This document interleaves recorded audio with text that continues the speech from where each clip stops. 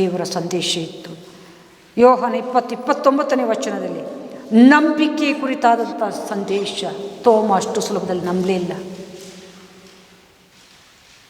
ಯೇಸುವಿನ ಕೈಗಾಯ ಪಕ್ಕೆಗಾಯ ತೋರಿಸಿದರೆ ಮಾತ್ರ ನಾನು ನಂಬ್ತೀನಿ ಎಂಬುದಾಗಿ ದಾಹದಿಂದ ಇದ್ದಕ್ಕಿದ್ದಂಗೆ ಸ್ವಾಮಿ ಪ್ರತ್ಯಕ್ಷವಾಗಿ ನೀನು ಹೇಳಿದಂತೆ ನನಗೆ ಕೈಯಲ್ಲಿ ಗಾಯ ಪಕ್ಕೆಯಲ್ಲಿ ನಂಬದೇ ಇರಬೇಡ, ನಾನು ನಿನ್ನನ್ನು ನೋಡುತ್ತಿದ್ದೇನೆ ಎಂಬುದಾಗಿ ಸ್ವಾಮಿ ಹೇಳುವಾಗ ತೋಮ ನಂಬಬೇಕಾಯಿತು. ಆಮೇಲೆ ತೋಮನಿಗೆ ಸ್ವಾಮಿ ಹೇಳಿದಂಥ ಮಾತು, ನೀನು ನೋಡಿದ್ರಿಂದ ನಂಬಿದೆ, ನೋಡದೆ ನನ್ನನ್ನು ನೋಡದೆ ನಂಬುವನು ಭಾಗ್ಯವಂತನು. ನಂಬಿಕೆ ವಿಷಯದಲ್ಲಿ ಸ್ವಾಮಿ ಪುನರುತ್ಥಾನದ ಮೇಲೆ ಸಂದೇಶ ಕೊಟ್ಟರು. ಹಾಗೆ ಪ್ರೀತಿಯ ಬಗ್ಗೆ ಸಂದೇಶ. ನೀನು ನಿಜವಾಗ್ಲೂ ನನ್ನನ್ನು ಪ್ರೀತಿಸ್ತಿದ್ಯಾ? ಪೇತ್ರನಿಗೆ ಸ್ವಾಮಿ ಹೇಳಿದ, ಹಾಗಿದ್ರೆ ನನ್ನ ಕುರಿಗಳನ್ನು ಮೇಯಿಸು. 2ನೇ ಬಾರಿ, ನಿಜವಾಗ್ಲೂ ನನ್ನನ್ನು ಪ್ರೀತಿಸ್ತಿದ್ಯಾ? ಹಾಗಿದ್ರೆ ಕುರಿಗಳನ್ನು ಮೇಯಿಸು.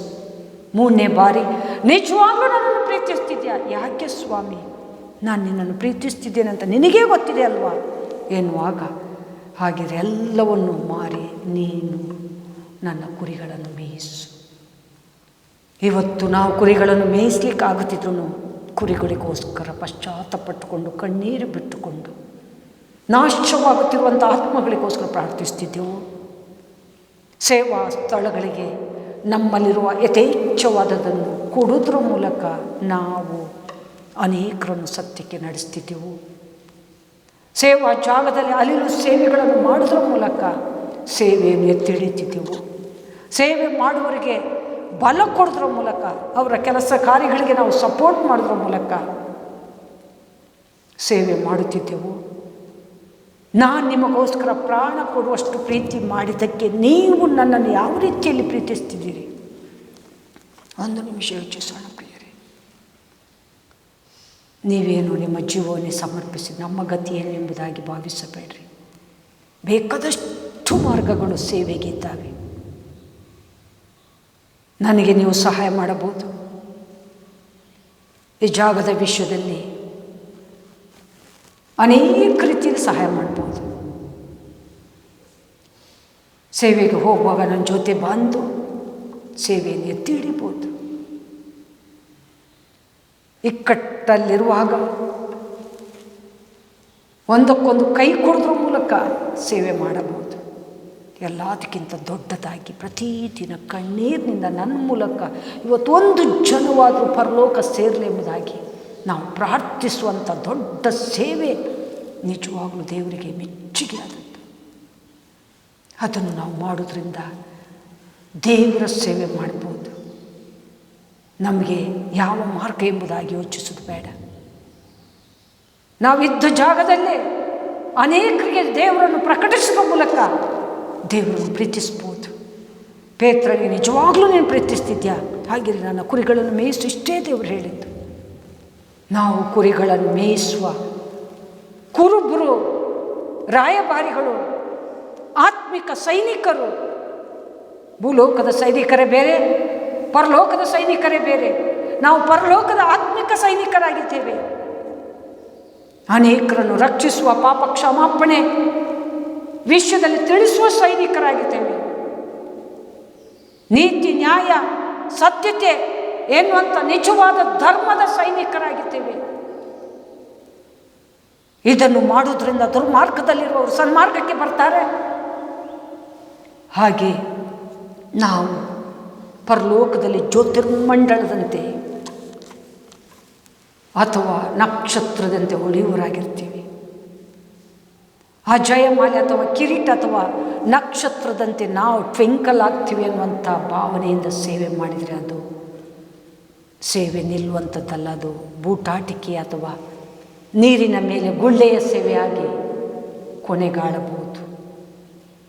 ಯಥಾರ್ಥವಾಗಿ ದೇವರು ನಮ್ಮನ್ನು ತನ್ನ ಪ್ರಾಣ ಕೊಡುವಷ್ಟು ಪ್ರೀತಿ ಮಾಡಿದ್ದಾರೆ ಅಂದರೆ ನಾವು ಅವರ ಪ್ರೀತಿಗೆ ಅವರು ಹೇಳುವಂಥ ಮಾತು, ನನ್ನ ಕುರಿಗಳನ್ನು ಮೇಯಿಸು, ನಾವು ಅದೇ ರೀತಿಯಲ್ಲಿ ಸೇವೆ ಮಾಡಬೇಕು. ಇವತ್ತು ಯಾರಿಗಾದರೂ ಪ್ರಾರ್ಥನೆಯಲ್ಲೋ ಅಥವಾ ನನ್ನ ಹತ್ರ ಬರುವವರಿಗೂ ನಾನು ಸತ್ಯವನ್ನು ಪ್ರಕಟಪಡಿಸುವ ಮೂಲಕ ಸೇವೆ ಮಾಡಬೇಕೆನ್ನುವಂಥ ದಾಹ ನಮ್ಮಲ್ಲಿರಬೇಕು. ನಮ್ಮ ಮನೆಯವರೆಲ್ಲರೂ ಎಷ್ಟೋ ಜನ ದೇವರ ಕಡೆ ತಿರುಗಲಿಲ್ಲ. ಎಷ್ಟೋ ಜನರಿಗೆ ನಂಬಿಕೆ ಇದೆ, ಆದರೆ ಆಳವಾದ ನಂಬಿಕೆ ಇಲ್ಲ, ಸ್ಥಿರವಾದ ನಂಬಿಕೆ ಇಲ್ಲ. ನೀನು ಮಾಡಿಕೊಂಡು ಹೋಗು ಸಾಕು, ನಿನ್ನ ಜೊತೆ ನಾವು ಹೂವಿನ ಜೊತೆ ನಾರು ಸೇರಿದಂಗೆ ಅನ್ನುವಂಥ ರೀತಿಯಲ್ಲಿ ಸಾಗುತ್ತಿದ್ದಾರೆ ಹೊರತು ಆಳವಾಗಿ ತಿಳ್ಕೊಂಡು ಆತ್ಮ ರಕ್ಷಿಸಲ್ಪಡಬೇಕು, ಆತ್ಮ ದೀಪದಂತೆ ದೇವರ ಬಳಿಗೆ ಪರಲೋಕಕ್ಕೆ ಹೋಗಬೇಕೆನ್ನುವಂಥ ಚಿಂತನೆ ಇಲ್ಲ. ನಮ್ಮ ಕುಟುಂಬ ಸದಸ್ಯರಿಗೆ, ರಕ್ತ ಸಂಬಂಧಿಗಳಿಗೆ ನಾವು ಪ್ರಾರ್ಥಿಸ್ತಿದ್ದೆವು. ನಮ್ಮ ಕುಟುಂಬದಲ್ಲಿ ಅನೇಕರು ದೇವರನ್ನು ಕಂಡುಕೊಂಡಿದ್ದಾರೆ, ಭಾಗ್ಯ. ಆದರೆ ಇನ್ನು ಕೆಲವರ ಕುಟುಂಬದಲ್ಲಿ ಅನೇಕರು ಹಿಂಜರಿಯುತ್ತಾ ಭಯಪಡುತ್ತಾ ಏಣಿಗಳಾಗಿ ಸಾಗ್ತಾ ಇದ್ದಾರೆ. ಸತ್ಯದ ವಿಷಯದಲ್ಲಿ ಭಯ ಏನಕ್ಕೆ? ನೀತಿ ನ್ಯಾಯದ ವಿಷಯದಲ್ಲಿ ಭಯ ಏನಕ್ಕೆ? ಸತ್ಯ ನೀತಿ ನ್ಯಾಯಗಳು ಎಂದಾದರೂ ಬಿದ್ದು ಹೋದದ್ದು ಇದೆಯೋ? ಇಲ್ಲವೇ ಇಲ್ಲ. ಅದ್ಯಾಕೆ ಭಯ? ಭಯ ಇಲ್ಲದೆ ಪುನರುತ್ಥಾನದ ವಿಷಯದಲ್ಲಿ ನಾವು ಲೋಕಕ್ಕೆ ಪ್ರಕಟಿಸೋಣ. ಪುನರುತ್ಥಾನವಾದಂಥ ಯೇಸುವನ್ನು ಎತ್ತಿ ಹಿಡಿಯೋಣ.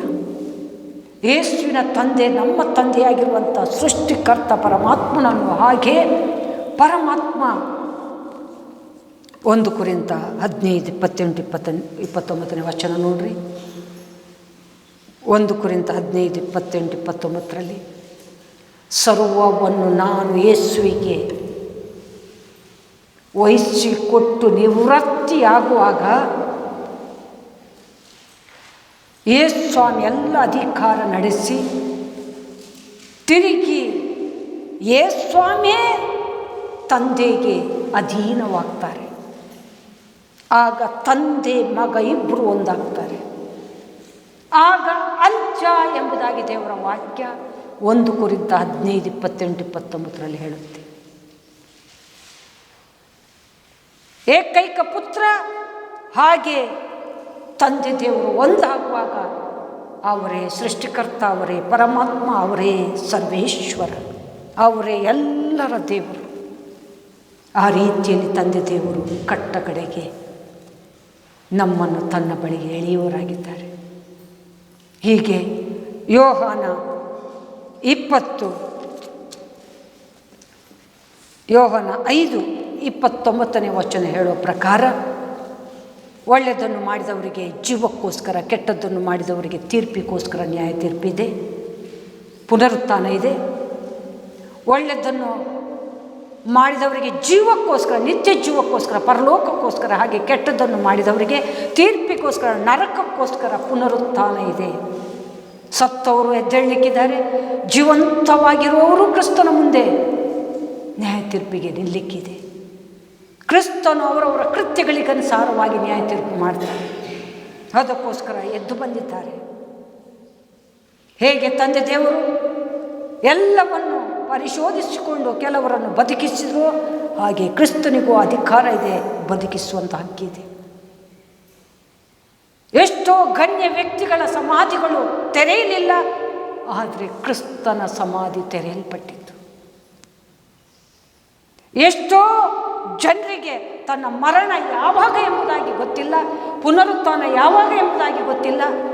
ಯೇಸು ಸ್ವಾಮಿ ದೇವರಾದದಕ್ಕೆ, ಪರಮಾತ್ಮನ ಏಕೈಕ ಪುತ್ರವಾದದಕ್ಕೆ ಮರಣ ಯಾವಾಗ, ಪುನರುತ್ಥಾನ ಯಾವಾಗ ಎಂಬುದಾಗಿ ಗೊತ್ತಿತ್ತು. ಅದಕ್ಕೋಸ್ಕರ ಯೇಸು ಸ್ವಾಮಿ 3 ದಿನಕ್ಕೆ ಎದ್ದೇಳಬಲ್ಲೆ ಎಂಬುದಾಗಿ ಅಧಿಕಾರದಿಂದ ಧೈರ್ಯವಾಗಿ ಹೇಳಿದರು.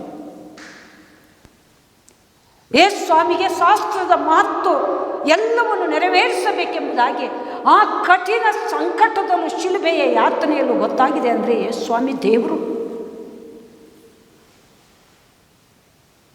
ನಮಗೆ ಯಾವಾಗ ಸಂಕಷ್ಟ ಬರುತ್ತೆ, ಕಠಿಣ ಯಾತನೆ ಯಾವಾಗ ನಮ್ಮ ಮೇಲೆ ಹೋಗುವಂಥ ದಿನ ಯಾವುದು ಯಾರಿಗೂ ಗೊತ್ತಿಲ್ಲ, ಎಂಥ ಕೋಟ್ಯಾಧೀಶ್ವರನಿಗೂ ಗೊತ್ತಿಲ್ಲ. ಆದರೆ ಯೇಸು ಸ್ವಾಮಿಗೆ ಎಲ್ಲ ಗೊತ್ತಿತ್ತು. ನಾವು ಭಕ್ತರಾಗಿದ್ರು, ದೇವ ಜನ ಆದ್ರೂ, ಆ ಪರಲೋಕದ ಸ್ವಾಸ್ಥ್ಯ ಆದ್ರೂ, ನಾವು ನಮ್ಮ ಜೀವಿತದ ಅಂತ್ಯಶ್ವಾಸ ಬಿಡುವವರೆಗೂ ನಮಗೆ ಯಾವಾಗ ನಮ್ಮ ಅಂತ್ಯಶ್ವಾಸ ಎಂಬುದಾಗಿ ಗೊತ್ತಿಲ್ಲ. ಆದರೆ ದೇವರಿಗೆಲ್ಲವೂ ಗೊತ್ತಿದೆ, ನಮ್ಮ ವಿಷಯದಲ್ಲಿ ಗೊತ್ತಿದೆ, ಅಥವಾ ಅವರ ವಿಷಯದಲ್ಲೂ ಗೊತ್ತಿದೆ. ಹೀಗೆ ಮರಣದ ಮುಂದೆ ಸ್ವಾಮಿ ತಲೆಬಾಗಲಿಲ್ಲ. ಪ್ರತಿ ಮನುಷ್ಯ ಮರಣಕ್ಕೆ ತಲೆಬಾಗಲೇಬೇಕು. ಪ್ರತಿ ಮನುಷ್ಯ ಮರಣಕ್ಕೆ ತಲೆಬಾಗಬೇಕು. ಆದರೆ ಸ್ವಾಮಿ ಮರಣಕ್ಕೆ ತಲೆಬಾಗಲಿಲ್ಲ. ಅಧಿಕಾರಿಗಳು, ಅರಸುಗಳು, ಹೆರೋದ, ಪಿಲಾತ ಮರಣದಂಡನೆ ಆಗಲೇಬೇಕೆಂಬುದಾಗಿ ರಾತ್ರಿ ತೀರ್ಮಾನ ಮಾಡುತ್ತಾರೆ. ಹಿರಿಸಭೆಯವರೆಲ್ಲ ಸೇರಿ ತೀರ್ಮಾನ ಮಾಡಿದರು. ಮಹಾಯಾಜಕನೆನಿಸಿಕೊಳ್ಳುವಂಥ ಕಾಯಪ್ಪ ಧೈರ್ಯವಾಗಿ ಅಧಿಕಾರಿಯ ಬಳಿಗಳು ನಡೆಸಿದ. ಜನರೆಲ್ಲರೂ ಕೇಕೆ ಹಾಕಿದ್ರು, ಮರಣದಂಡನೆ ಆಗಲೇಬೇಕೆಂಬುದಾಗಿ. ಮರಣದಂಡನೆ ಆಯಿತು.